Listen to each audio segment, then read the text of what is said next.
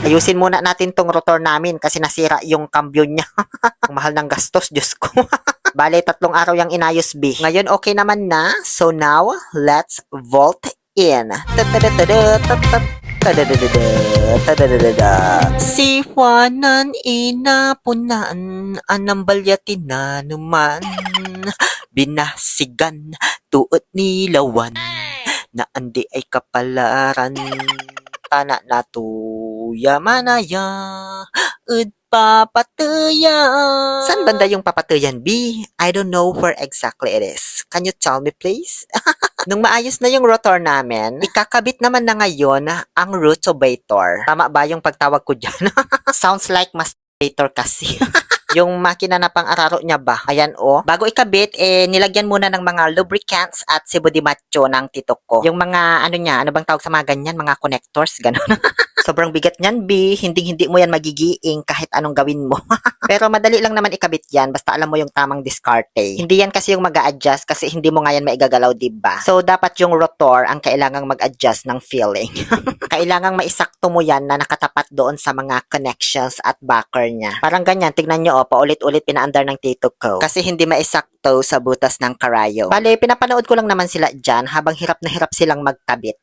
Ayokong mangialam kasi wala man talaga akong kaalam-alam dyan. Alangan magmarunong ako ba?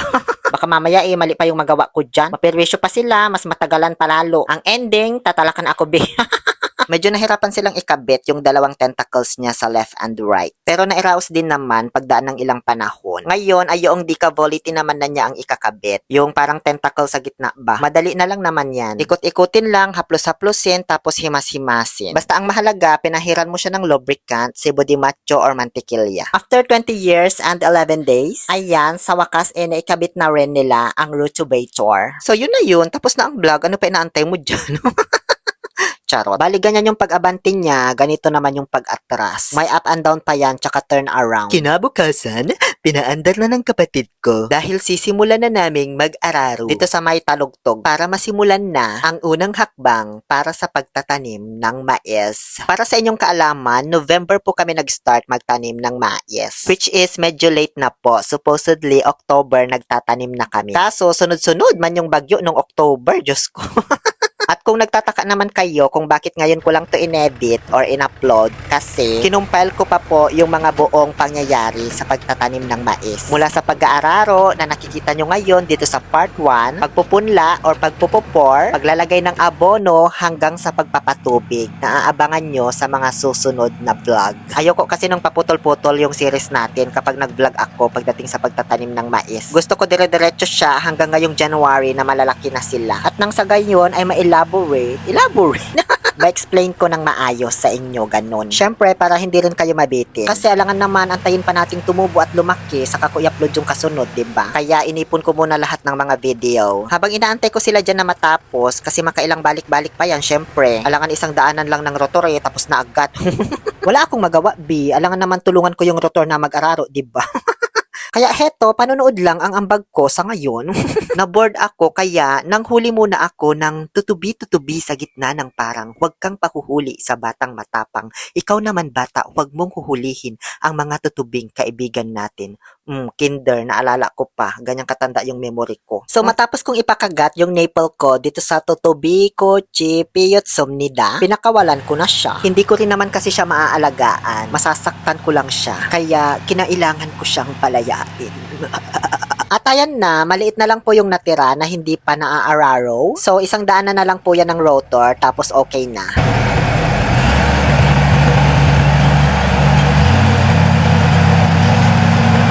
Umuwi muna kami para mag-lunch kasi pagod na pagod ako, B. Sobrang hirap man kasi yung ginawa kong panunood, nakakapagod.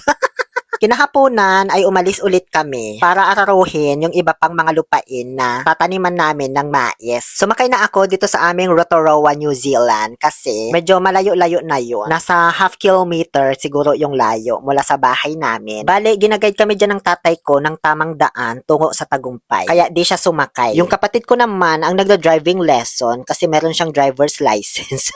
Charot. Tinuturuan niya ako dyan ng mga pwedeng kibitin para mapaandar mo yung rotor kaso sobrang hirap pala, B. Ang dami mong pwedeng galawin bago mo siya mapaandar.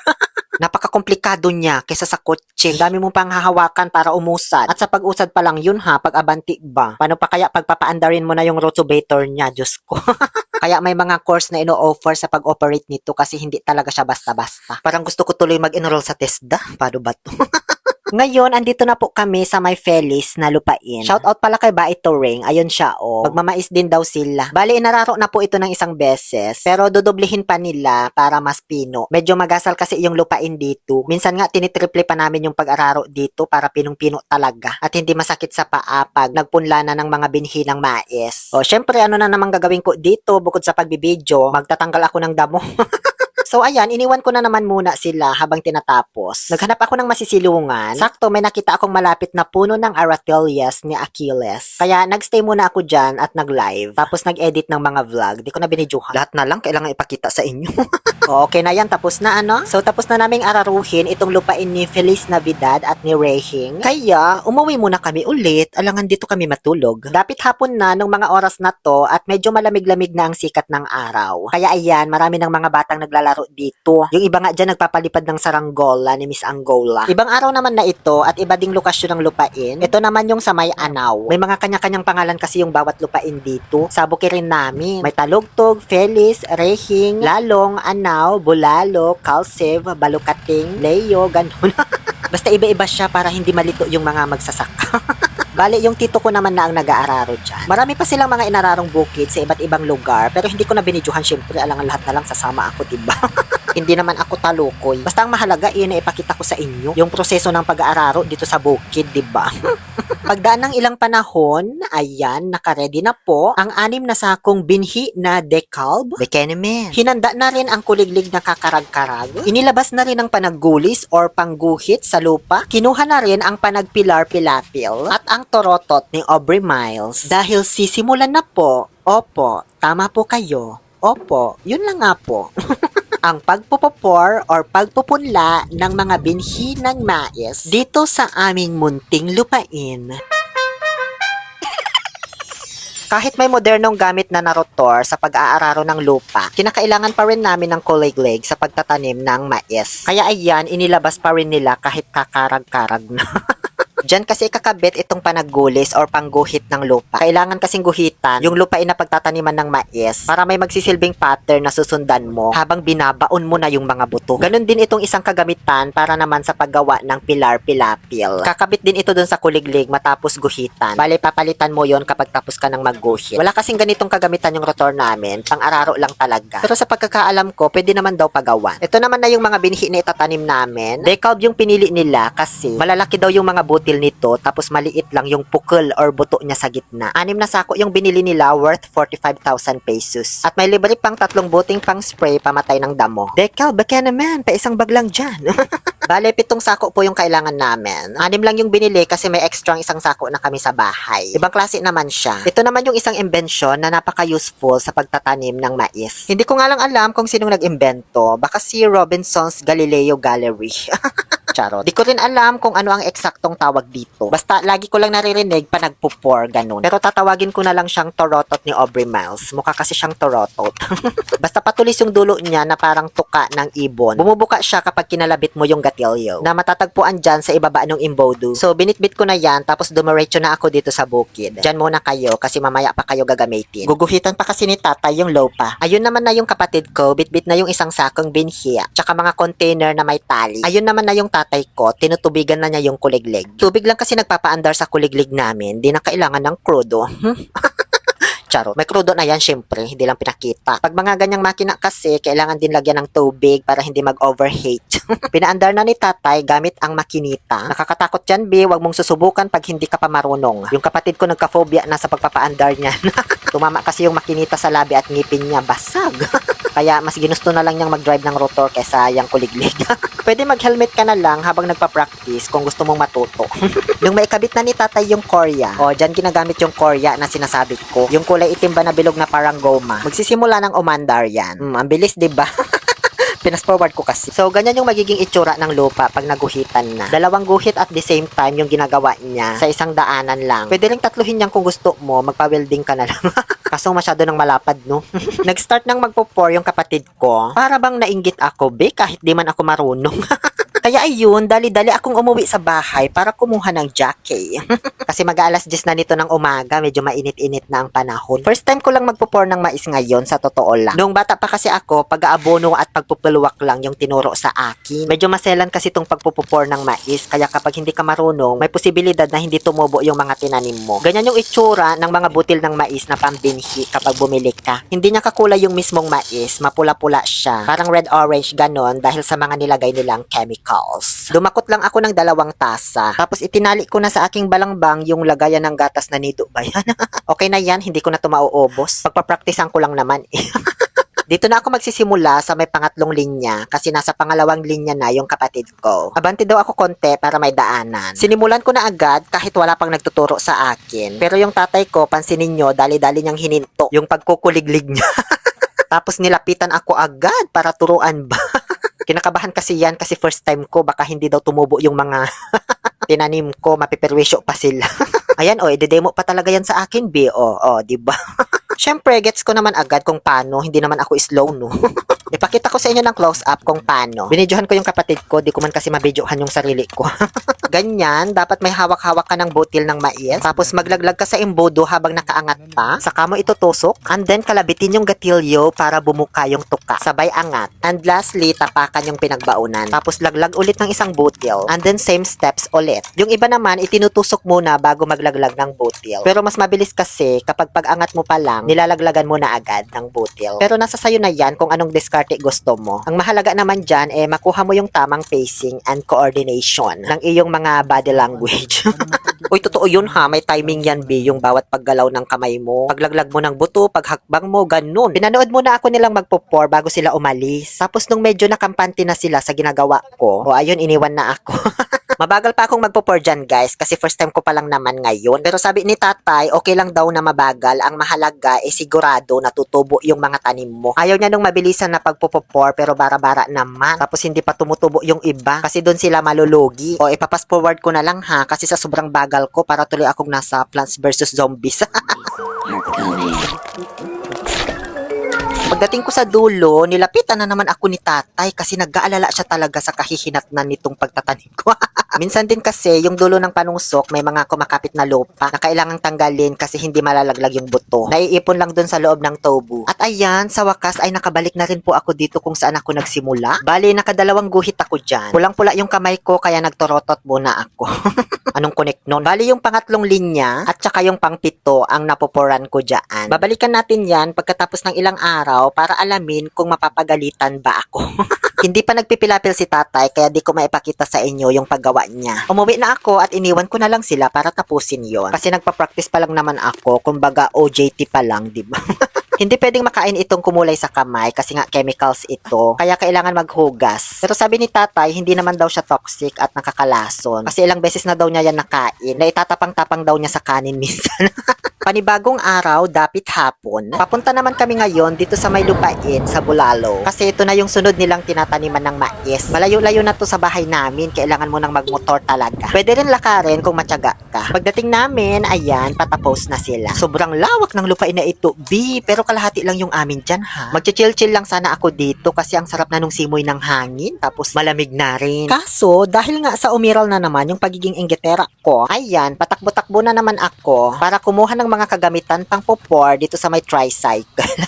Magpupunla ulit ako para ma-practice at matutuhan ko na siya ng tuluyan, 'di ba? Kasi sabi nga nila, 'di ba, practice makes perfect. Kung noong nakaraan lumang lagayan ng gatas, yung pinaglagyan ko ng mga binhi. Ngayon naman ay lumang lagayan ng pintura.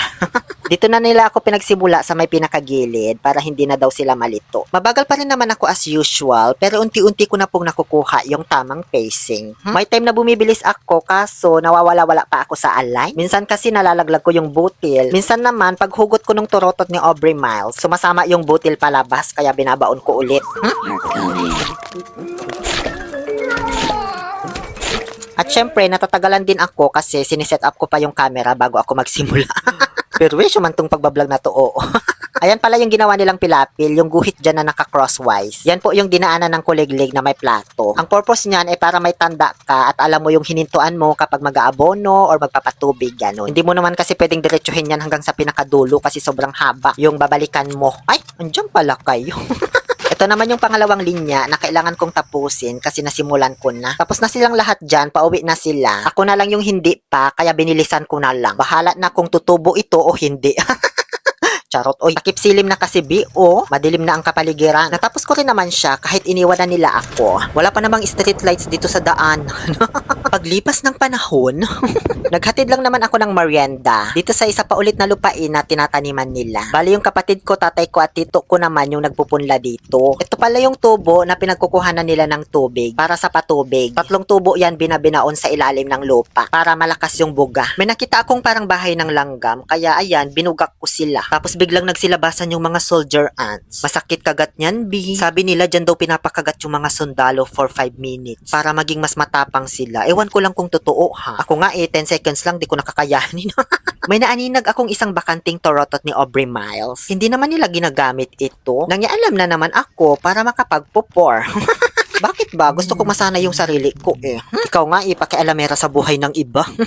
Alam niyo sa totoo lang guys, kung titignan ninyo, parang madali lang siya. Pero nung pagkatapos ko nito, kinabukasan, Diyos ko, sobrang sakit ng balikat ko. Lalo na dito sa aking wrist.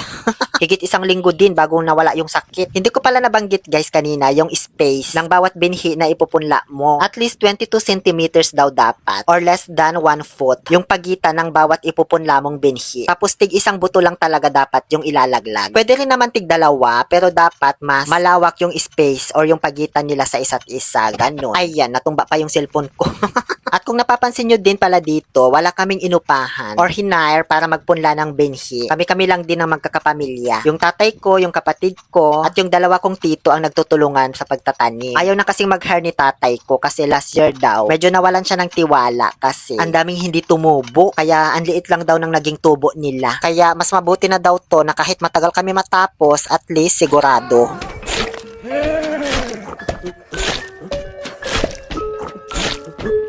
Ako yung zombie, bakit? Ang pula na naman ng kamay ko o kasimpula ng langit. Pagdaan ng ilang mga araw, nabalitaan ko na tumubo na raw pala yung mga unang itinanim namin. Ayan silang lahat. So kung natatandaan nyo, yung pangatlong linya ang akin, diba? Well, tumubo naman siya. Ayan o, diba? Tsaka yung pang-7, ayan din, tumubo din lahat. Medyo mas dek lang daw sabi ni tatay ko yung pagkakatanim ko. Ibig sabihin, medyo dikit-dikit daw sila, sabi niya. Pero okay lang yan, at least tumubo, diba?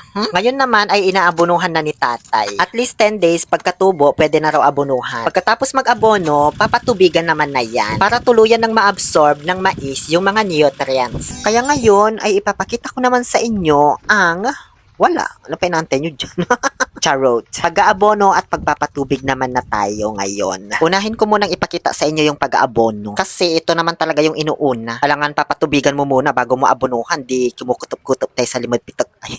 After 3 to 5 days, tutubo na yung mga itinanim na mais. Basta tama yung pagkakapunla mo at hindi umulan pagkatanim mo. Kasi hindi pwedeng mababad sa tubig ang mga binhi ng mais. Mabubulok. Tapos, pwede na siyang abonuhan after 10 days. Or kapag hindi ka na busy, ganun.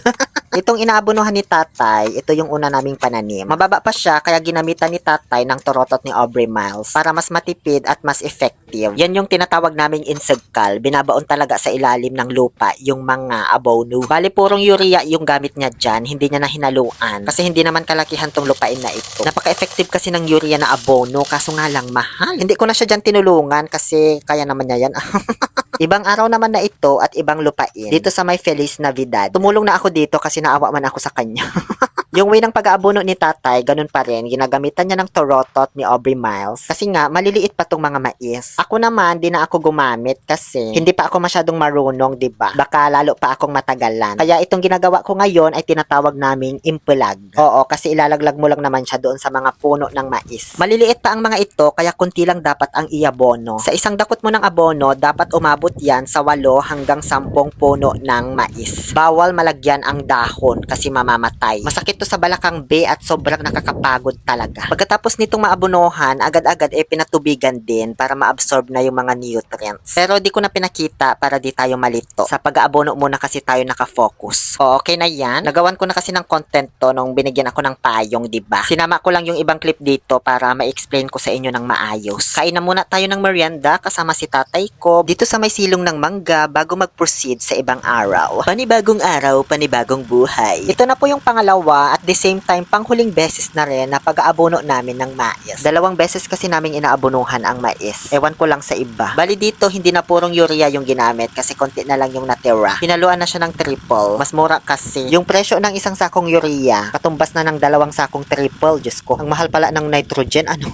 Ayan na yung mga mais, matataas na. Hindi na po dyan applicable na gamitin yung torotot ni Aubrey Miles. Mahihirapan ka at may tendency pa na mabali yung mga puno ng mais kasi malalago na yung mga dahon nila. Masasagi mo na. Nakakapagod pa rin ito pero hindi na siya masyadong masakit sa balakang kasi dito hindi ka na masyadong yuyuko kapag naglalaglag ng abono. Hindi na kasi sila ganun ka-sensitive ngayon. Minsan nga iniitsa-itsa ko na lang yung mga abono doon sa puno nila.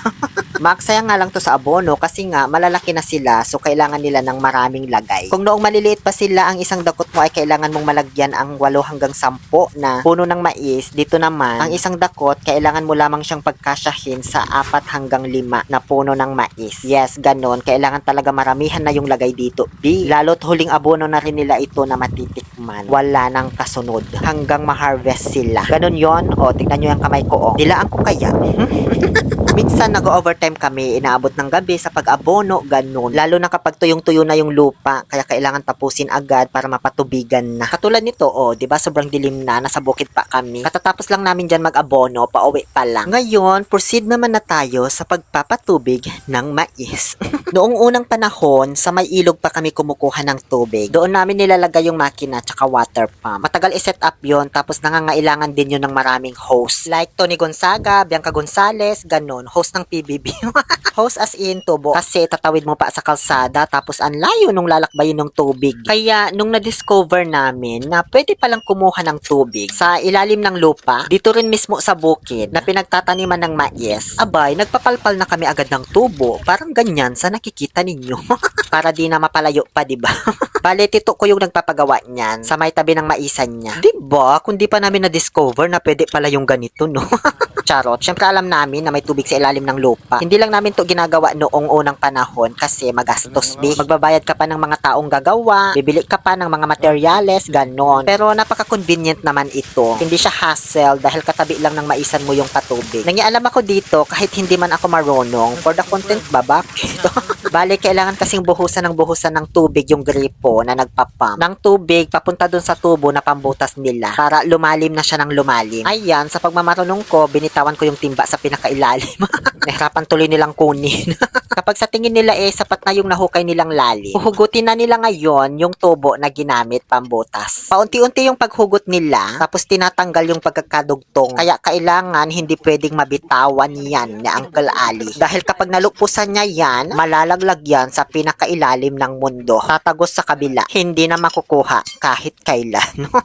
Nung mahugot na nila, ngayon ay ipapalpal naman na nila yung tubo. Ayan bali 2 yan. Pero isa pa lang yung nagagawa nilang butas. Pag gusto mo kasing mas malakas yung buga ng iyong patubig, kailangan 2 or 3 yung tubong ibabaon. Alam nyo, natuwa talaga ako dito habang nanunood nung ipapasok na nila yung tubo doon sa butas. Ganyan siya pala, may kailangang hahawak doon sa dulo, tapos ibubuntok niya ng malakas sa itaas. Tapos dire-diretso na yan sa ilalim. Mas maganda sana kapag nakasakay ako doon sa may dulo, no?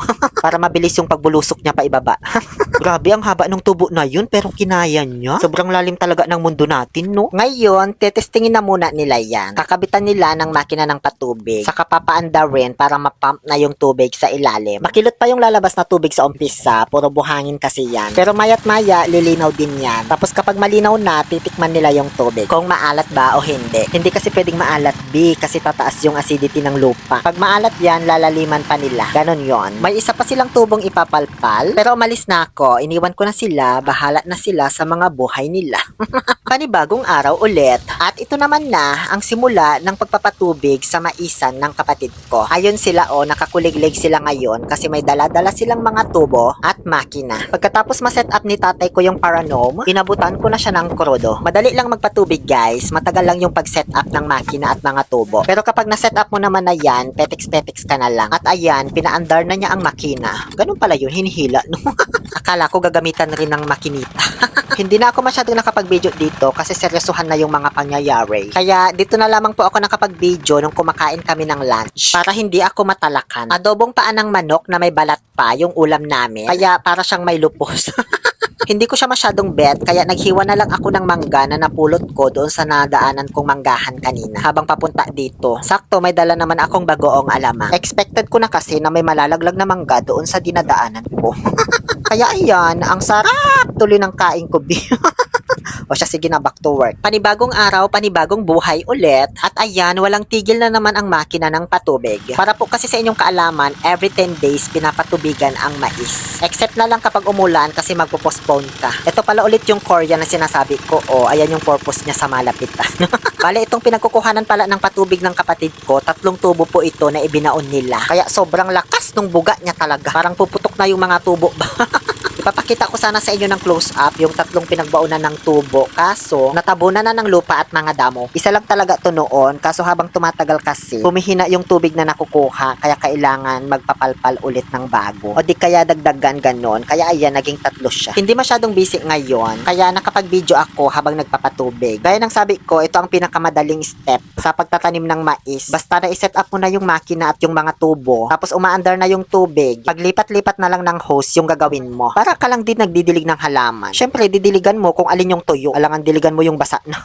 Dudugtungan mo yung hose, depende sa kung gaano kalayo yung papatubigan mo na area. Kaya iba't iba din yung size ng mga tubo. May maiksi, may mahaba, may baluktot. Dugtong-dugtong lang yan ng hose B. Syempre, uunahin mong patubigan yung bandang dulo para di mo nabalikan. Ingat lang sa paghila ng hose, pati sa pagbuhat, baka matamaan yung tangkay ng mais. Mababali. Pag na-set up mo na sa tamang lugar, hahayaan mo na muna yan. So, may time ka pa para magpahinga. At kung sa tingin mo nadiligan naman na ng sapat, o di tanggalin mo na yung tubo, tapos ilipat mo ulit kung saan pa may tuyo, ganun lang. Ang dali-dali, be. Actually, nakaka-enjoy siya. Ang mahigpit na kalaban mo nga lang dito, be, yung mga langgam sa pilapil. Diyos ko. Mahilig kasi sila mamahay sa mga pilapil kasi yun yung hindi madalas natutubigan. So, kapag natapakan mo yung bahay nila tapos nakagat ka, at sakto may bit-bit ka na tubo, be, Diyos ko, titiisin mo talaga hanggang sa dahan-dahan mong maibaba yung tubo. Hindi mo kasi basta-basta maibabagsak yung tubong bit-bit mo, B, para kamutin yung kagat ng langgam. Kasi matatamaan yung mga mais, mababali. Gaya ng sabi ko kanina, every 10 days ang pagpapatubig ng mais. So, tuloy-tuloy lang po itong ganitong gawain hanggang March. Ito na lang naman na yung gagawin kasi tapos naman ng mag-abono. Nag-i-spray sila ng mais kapag maraming mga sirang dahon dahil sa mga insekto. Pero bihira lang naman yung may mga ganong pangyayari dito. Tapos nag-i-spray din sila ng para sa damo kapag maraming tumutubo after mapatubigan. Pero isang beses lang naman ginagawa yung pag-spray ng damo. So, dito na po natatapos ang ating pagtatanim ng mais, the series. Abangan nyo na lang yung susunod na series nito tungkol naman sa pagha-harvest. Pero sa katapusan pa yun ng March hanggang April. Update lang dito sa pinakauna naming tanim. Ang tatangkad na nila guys at may mga sabunanay na at mga buhok-buhok na blondie. Are those boldots? Oh my goodness. Bali, ito po yung mauunang i-harvest sa kanilang lahat. Habang ako'y naglalakad-lakad dito sa may maisan, naramdaman kong para bang tinatawag na ako ng mga bunga ng mais na ito na i-harvest na sila. Tuyong-tuyo na kasi tingnan nyo naman, diba? Kaya ayun, dali-dali akong nagkayas ng aking panusok na kawayan. Kailangan mo kasi ng isang matulis na panusok kapag nagpulwak ka or nag-harvest ng mais. Pulwak ang tawag namin sa proseso ng pag-harvest ng mais, ha? So yun na lang yung word na gagamitin ko kasi doon ako komportable. Pagdating naman dito sa gagamiting panusok, kahit anong klase naman pwede, basta matulis siya at komportable sa kamay mong hawakan. Pwedeng bakal, aluminum, kahoy, pero kawayan yung ginamit ko para mas natural at walang halong chemical. Yung pagkakatulis niyan, dapat palapad siya na manipis. Hindi yung pabilog kasi mahihirapan kang tusukin yung mais. Ayan, ganyan. Okay na yan, matulis na. Pwedeng-pwede na kitang gawa ng geripo dito, Gripo sa may tagiliran ba? Ganun. Pagkatapos kong matulisan, idadangdang ko muna siya sa apoy para masilaban yung mga maninipis na particles at hindi siya mabalusiksik kapag ginamit ng pantusok sa bunga ng mais. Hindi ko masyadong ma-explain kung bakit kailangang idangdang sa apoy yung tulis nung panusok. Paki-explain na lang sa comment ng mga marurunong dyan. Basta generally, para hindi siya masira agad, ganon. Okay na to? Ngayon, dumiretso naman na ako dito sa aking wardrobe.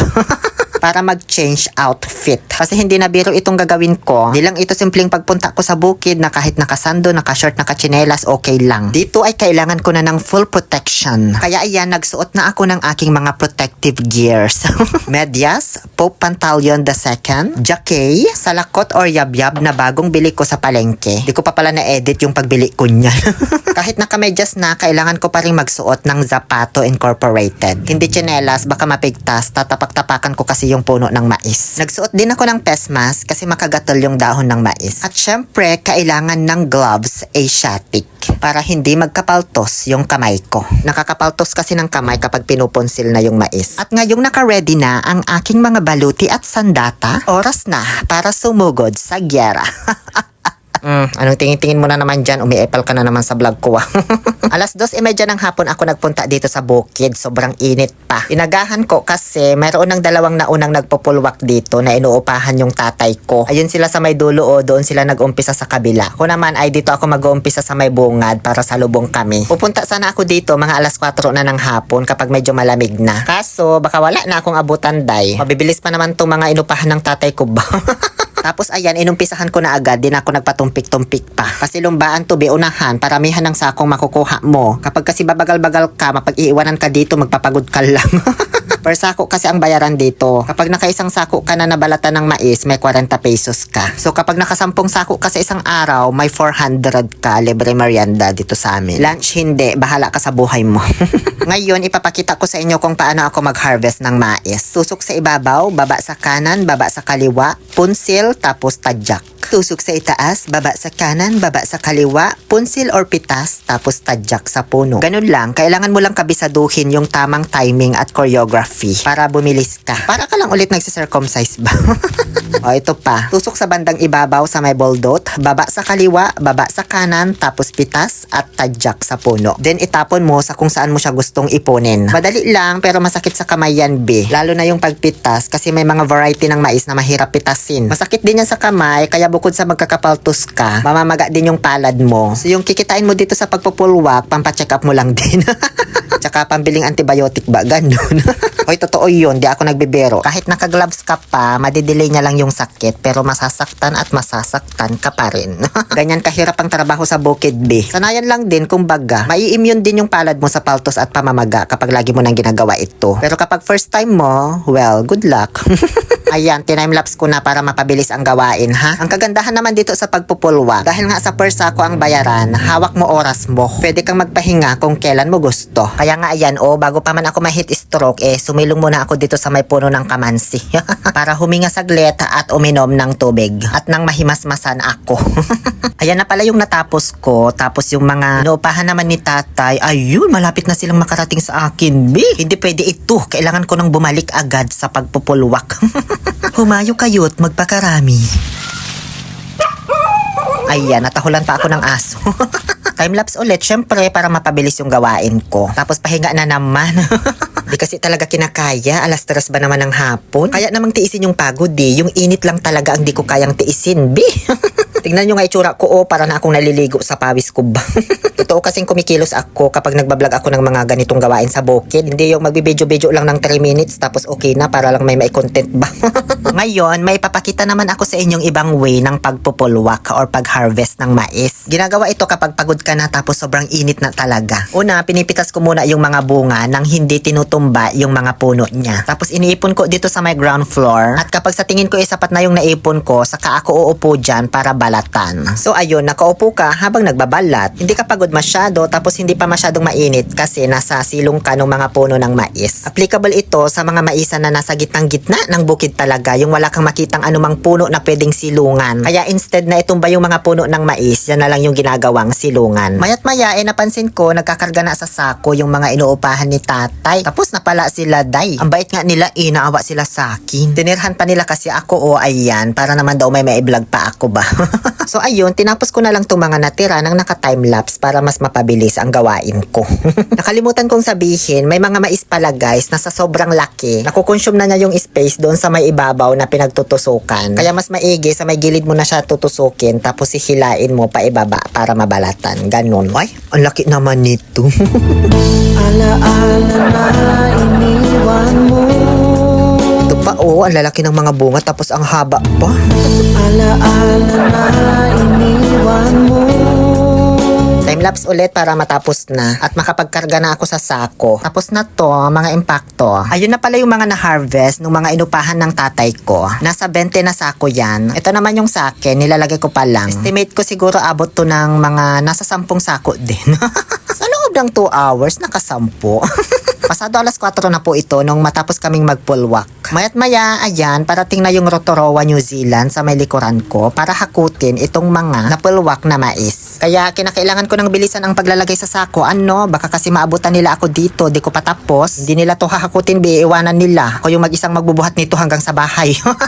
At ayan, tapos ko na po ilagay sa sako lahat ng mga napulwak ko. Nasa 1.5 sako siya. So bali kumita po ako ng 60 pesos in just 2 hours. Parang mas okay na yung ganitong kita kaysa mag-vlog. Kasi sa part ko, 3 araw kong i-edit ang isang video bago matapos. Tapos gagastos pa ako pag nagluto. Pag may pupuntahan, mamamasahe ka pa. Tapos pag upload mo, kikita ka ng $5.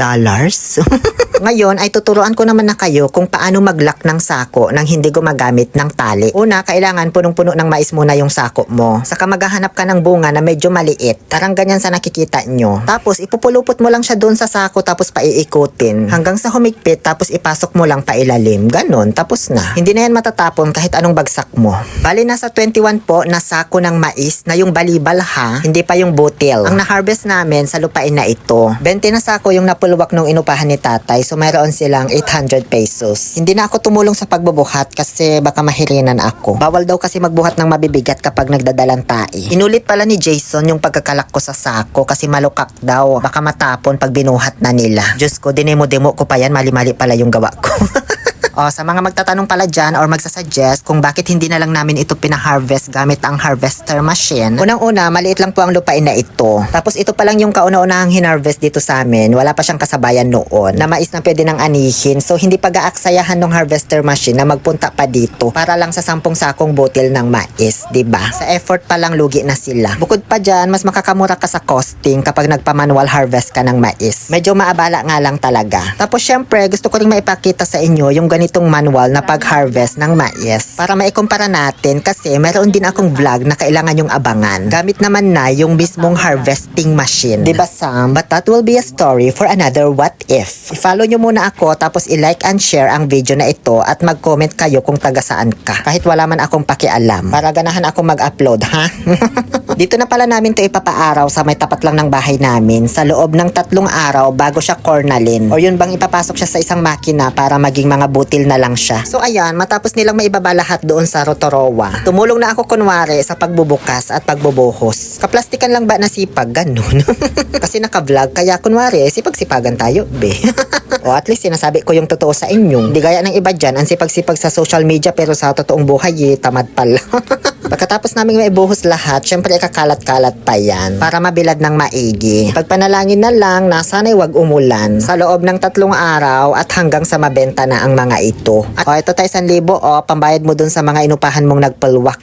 Diba? Nagkanda pagod akong magpulwak, ako pa pala magbabayad. Di sana pinatapos ko na lang yun sa kanila lahat. Nagpahinga na lang ako sa bahay.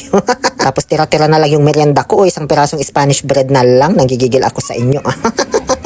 Charot. At nung napakiramdaman na naming pwede naman na, tuyo na siya. Sinimulan na naming kopkopin ni Sam para ibalik na ulit sa sako. Diba? Pagkatapos ibuhos, ibabalik na naman. Hindi naman siya masyadong nakakapagod. Mas nakakapagod pa nga itong ginagawa nung nagbe-video kasi tignan nyo papalit-palit siya ng location. Ayan, oh, di ba? Biglang baling sa kabila. Oh, tapos kabila ulit. Tapos balik mo dun sa dati. Oh, di ba? Sumakit tuloy ulo ko habang ini-edit. Dati, nung sinuunang panahon pa, tuwing nagkukup-kup kami, kumukuha kami ng timba, pinupuno yon, tsaka binubuhos dyan sa sako. Ewan ko ba ngayon, ba't ginagamitan na nila ng karyaos? Ang sakit pa naman sa balakang ito. O siya, okay na yan. Ibaling mo na ulit dun sa kabila para pare-pareho tayong magkandahilo dito ba? Ayan, ganyan. Tama yan. Hiluhin natin ang sambayan ng Pilipino. Nagmamadali kaming magkupkop nung mga oras na ito kasi parang uulan. Medyo makulimlim kasi yung kalangitan. Pero paano ba kami makakapagmadali-madali nito kung inuunang makipagchismisan ng tatay ko? Nagkukwentuhan kasi sila dyan kung ano na daw nangyayari sa Batang Quiapo. Dugalatan niya istorya sirin. Tani, walay sasambu mijaya. Pasensya kila. Matapos naming maisako lahat ng mga pinaaraw naming balibal, kinabukasan, nagulat ako. South Korea ba ito o Northern Europe?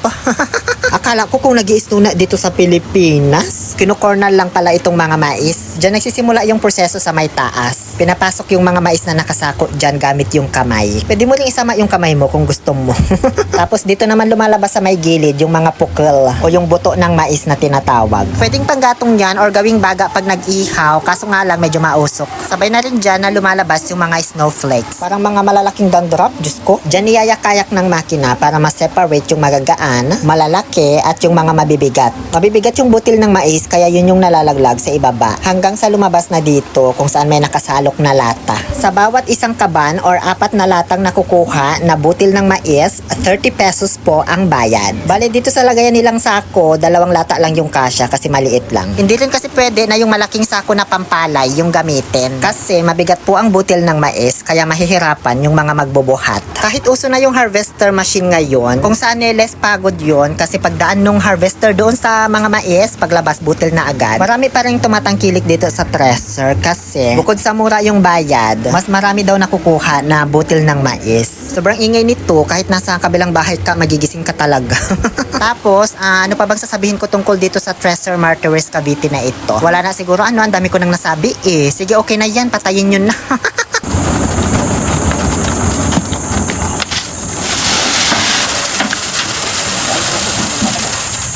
O, diba? Tumahimik ang paligid nung pinatay na.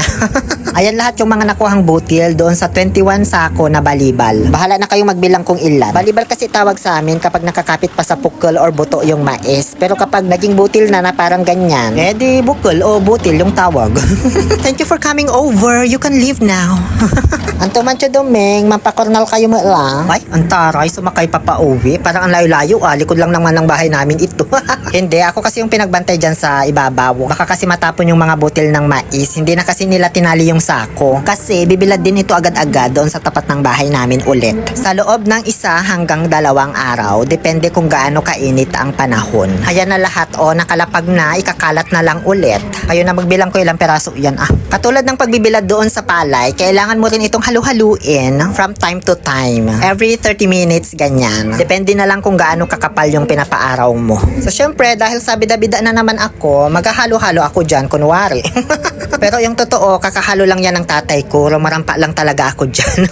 Nagsuot na naman ako ng mga protective gear, syempre, kasi ayaw kong umitim. Nag-shades na rin ako kasi nakakasilaw yung kulay niya. Masyadong matingkad, lalo na kapag nasisikatan ng araw ba. Ang sakit sa mata. Yun bang pag matagal kayo nakatitig dyan, tapos titingin ka sa madilim, biglang buburagas yung paningin mo. Ganun. Hindi ko na nabidyohan yung pagkop-kop nila dito nung ibebenta na kasi may ginawa ako. May schedule yata ako nun for Bembang, parang ganun yung naaalala ko. Pati nung tinimbang na ito, hindi ko na rin nabidyohan kasi hindi ako tinawag. Ngayon, dumiretso na kami dito ng nanay ko sa may bumibili ng mais para i-claim na yung datong na pinagbentahan. Ang dami niyan, oh Diyos ko, tunilada yung bigat niyan siguro. Kasama na yung mais namin dyan, nakahalo na, pero hindi sa amin yan lahat ha. Konti lang yung amin. Pinapasok nila kami dito sa may loob kasi dito iaabot yung pera. Syempre, hindi pwedeng mag-abutan doon sa labas. Ayan na daw, Nay, kunin mo na. Diba? Tuwang-tuwa siya. May tiwala naman kami dito sa buyer kasi sila na yung laging bumibili ng mais namin. Pero syempre, bibilangin pa rin ng nanay ko para makasigurado tayo kasi pera ito, diba? Ayan nga, tuwang-tuwa yung nanay ko habang nagbibilang kasi meron na daw siyang pamparhinoplasty. Ayan pala yung presyo ng pinagbentahan, 42,260 pesos sa 2,457 kilos na mais. Kayo na mag-divide para sa presyo niya per kilo. Alam ko nasa 17 point something pesos ganon ang per kilo. Kasama na pala dyan yung hinarvest galing sa ibang mga lupain na sinaka ng tatay ko. So yun lamang po, dito na natatapos ang aking documentary about sa manual na pag-aani ng mais. Muli ito po ang inyong Happy Pill Oliver Castro na nagsasabing no to toxicity, let's make people happy. Please like, share, and follow for more. Ganyan kahirap maging magsasaka.